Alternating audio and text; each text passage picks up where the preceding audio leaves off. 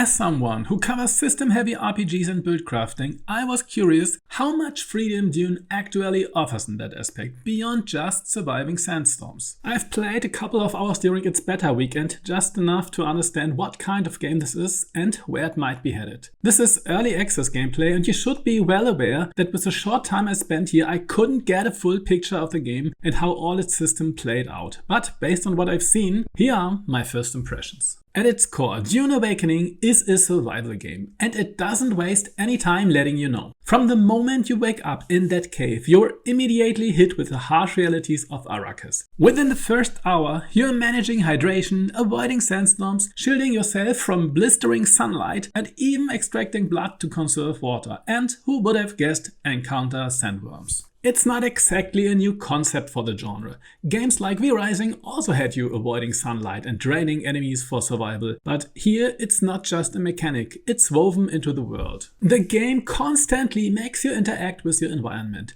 The scorching sun doesn't just hurt you, it defines your movement. You feel the heat, you learn to avoid open ground, and the vast sand seas actually make distance feel dangerous. Something most survival games never quite manage. Sure, you can dash between rock outcrops, but when you are staring across a wide worm-patrolled dune, it becomes clear you are not crossing that without a vehicle. This isn't just a desert setting, the desert itself is an active threat, and that creates a level of immersion that few survival games really capture. Visually, the desert is the centerpiece of Dune Awakening, and it mostly delivers. From a technical standpoint, the graphics lean more toward mid-range. The environmental detail clearly got more attention than the character models or NPCs, which look a bit dated. But from a design perspective, the game does a great job of capturing the aesthetic and atmosphere of Dune.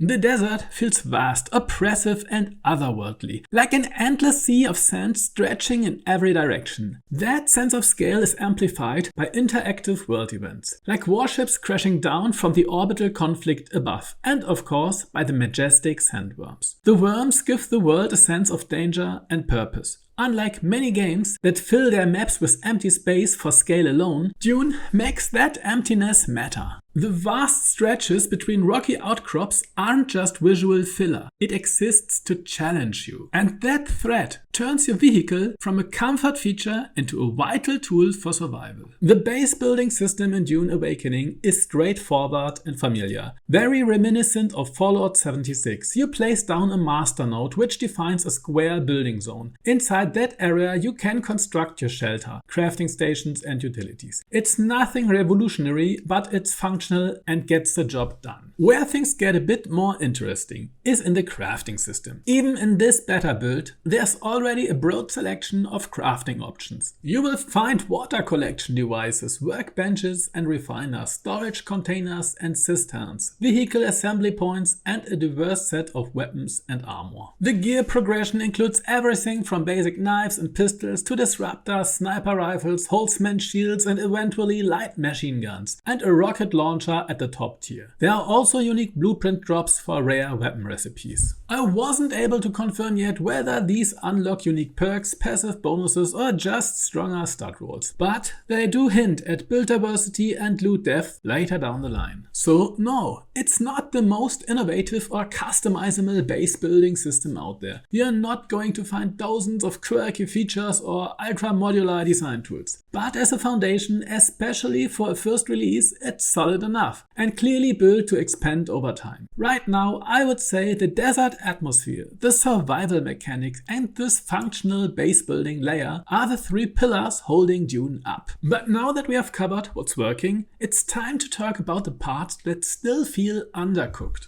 Let's just be blunt about it. The combat isn't there yet. Animations feel stiff, hit feedback is lacking and the overall responsiveness is sluggish. It's not quite Elder Scrolls Online levels of floaty, but it's far from satisfying. And in the high ping I experience playing on overseas servers, plus typical beta issues like rubber banding, and the result is a combat system that just doesn't feel good right now. If you gave me the choice between Dune Awakening's current combat or Fallout 76, I would take Fallout without hesitation, and that says a lot. But here's the thing, most of us don't remember games because of every small system they got wrong. We remember them for the few things that connected with us personally. Those 1 or 2 systems that felt like they were made just for us.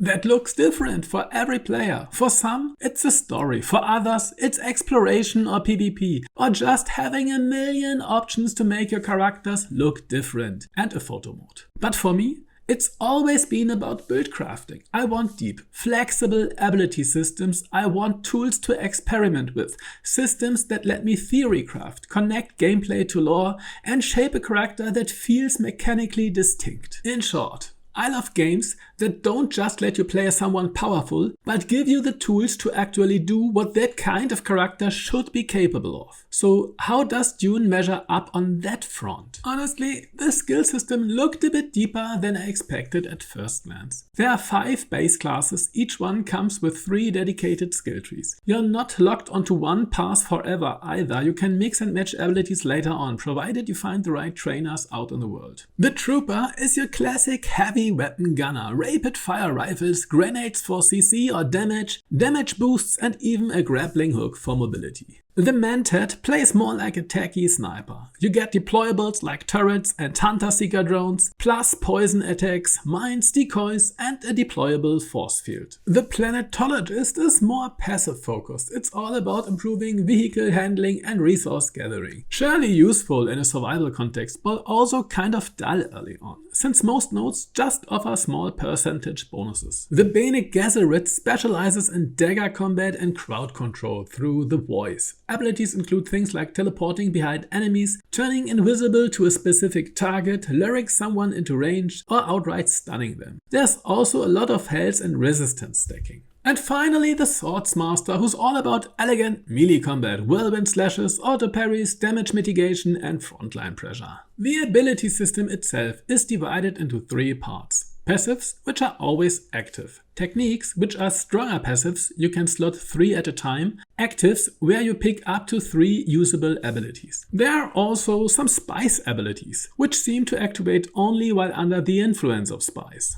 On paper, this system actually looks quite flexible. There's a lot of potential for mixing roles and shaping unique playstyles. In practice though, I'm not sure yet. I started my beta run as a Bene Gesserit and their early skill options felt really underwhelming. Most fights played out the same. Lure one enemy in with the voice, distract the second and clean up with the dagger. Rinse and repeat. It worked, but it was repetitive and not particularly exciting. And here's the real problem. I couldn't test anything else. The game currently has a 48-hour cooldown on respecs. That's 2 real-world days locked into your build, which meant that during the entire beta window I was stuck with my first choice. And from a build crafting perspective, from someone who makes deep dive content and compares playstyles closely, this was incredibly limiting. I couldn't explore other trees, couldn't compare classes, and couldn't experiment in the way I normally would. Right now, I can't say if I just picked the wrong class to start with, or if the overall combat feel across all trees is similarly flat. But it definitely didn't help build confidence or hype for the game's long-term build potential. Let's talk about the core gameplay loop, what you will actually be doing most of the time. At its foundation, Dune Awakening felt a bit like it tries to be a survival-flavored spin on games like The Division. You've got your base, and from there you're constantly heading out on foot or with your vehicle to marked locations. Bandit camps, caves, underground Imperial facilities, small dungeon-like encounters scattered across a map, and as a bonus, there's no fast travel here. You go in, clear out enemies, grab rare loot, most of which is clearly marked on the map so you know what drops where, then haul it all back to camp before your inventory fills up. Rinse and repeat. I haven't had the chance to experience PvP yet, so I can't say how central it is to the full game loop or endgame structure. For now, my time was spent purely on the PvE side. And honestly, that loop is totally fine in theory. A simple structure with rewarding action and consistent progression can go a long way. But here's a problem. It's not delivering on the fun yet. The exploration has potential. The locations have solid structure, but the moment-to-moment combat just doesn't carry the tension or adrenaline adrenaline you would get from more polished experiences like Division. It lacks that snap, that urgency that makes repetition feel rewarding instead of routine. The core loop has a solid foundation, but without tighter combat and stronger pacing, it struggles to stay engaging over time, at least for me. Dune Awakening does a great job of selling the fantasy of desert survival. The atmosphere works, the world feels harsh and immersive, and the environmental design absolutely supports the setting.